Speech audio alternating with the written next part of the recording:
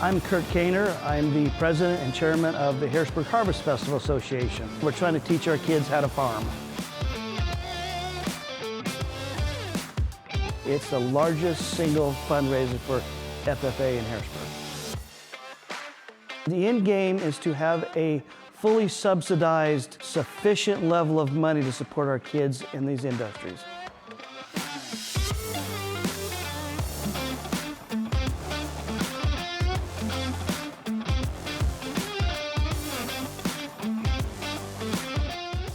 Financially, we support the ag programs at Harrisburg High School.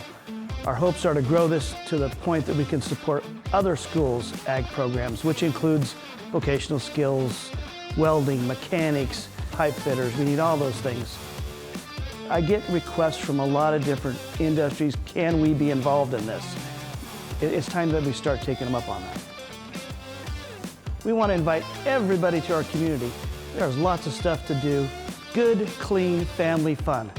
You're going to see things you never thought you would. Exciting, fun, loud, and some of the best people on the planet all there in Harrisburg. I promise you'll have a great time.